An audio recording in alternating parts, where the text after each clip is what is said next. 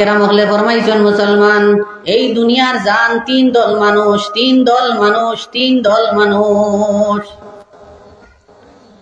এই তিন দল মানুষ তাকিয়া যে কোনো একজন মানুষ দুনিয়ার জমিনে যদি মারা যায় তাহলে দুনিয়ার যে জায়গাতি মানুষের মৌত হইব, ই বাজুর মৌত হই যাইব, ই অঞ্চলের মৌত হই যাইব।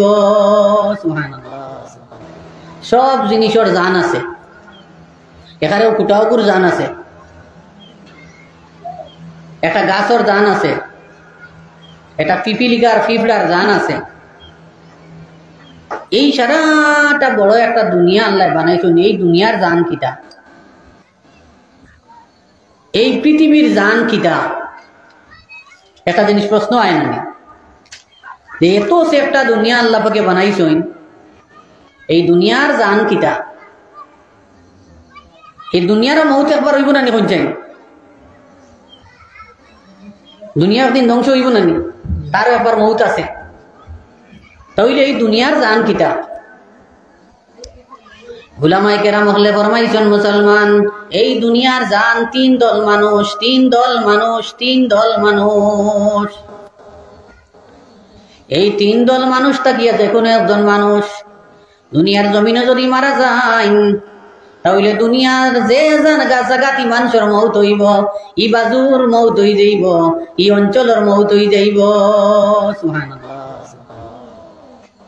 আর এই তিন দল মানুষ আমরা এই জমিনের মধ্যে তৈয়ার করা দরকার আছে, বানানি দরকার আছে, আমরা চেষ্টা করা দরকার আছে। এই তিন দল মানুষই জমিন আমরা বানাইতাম। এর মধ্যে অফল ফয়লাকুর দল হইলা উলামায়ে কেরাম। সুবহানাল্লাহ। উলামায়ে কেরাম এই দুনিয়ার জান, দুনিয়ার জান উলামায়ে কেরাম।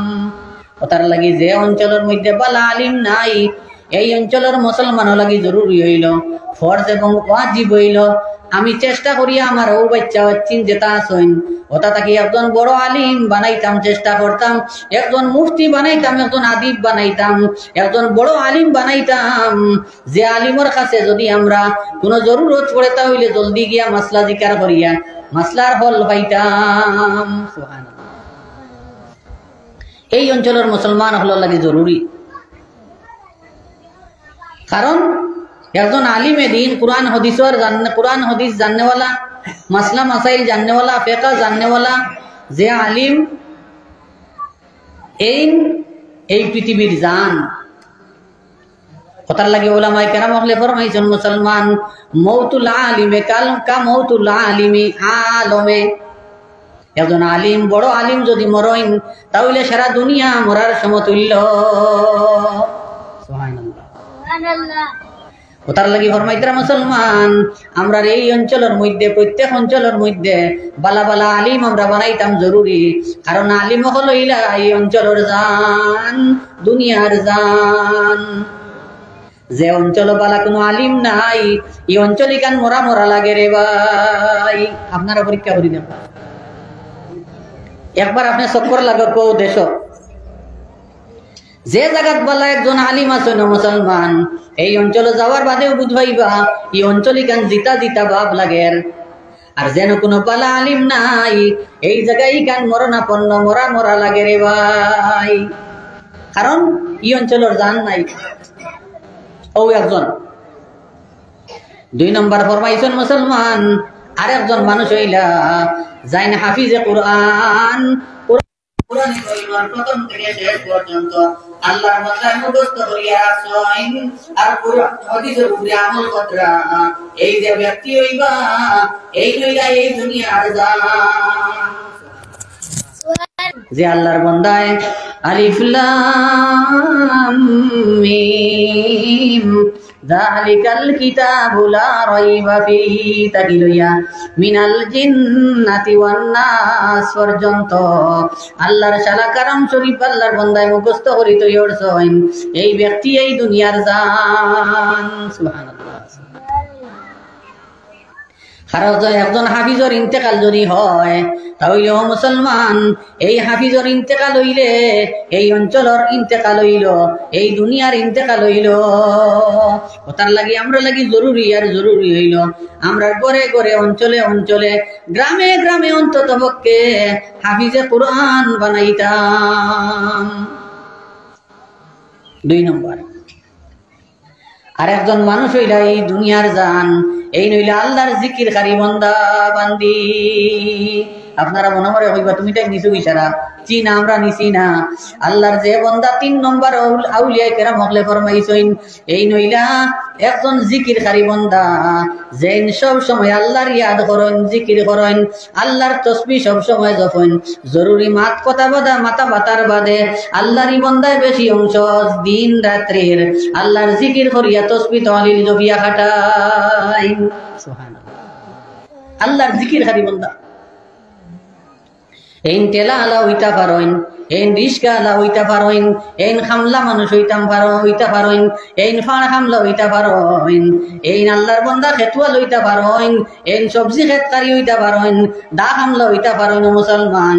কিন্তু আল্লাহর বন্দায় যদি আল্লাহর নাম সব সময় জপে, যায় জরুরতর পরে তার জবানের মধ্যে আল্লাহর নাম জারি রাখে। সুবহানাল্লাহ, পড়ত সুবহানাল্লাহ, সুবহানাল্লাহ, সুবহানাল্লাহ, সুবহানাল্লাহ, আলহামদুলিল্লাহ, আলহামদুলিল্লাহ, আলহামদুলিল্লাহ, আলহামদুলিল্লাহ, লা ইলাহা ইল্লাল্লাহ, লা ইলাহা ইল্লাল্লাহ, লা ইলাহা ইল্লাল্লাহ, আল্লাহু আকবার, আল্লাহু আকবার, আল্লাহু আকবার, আস্তাগফিরুল্লাহ,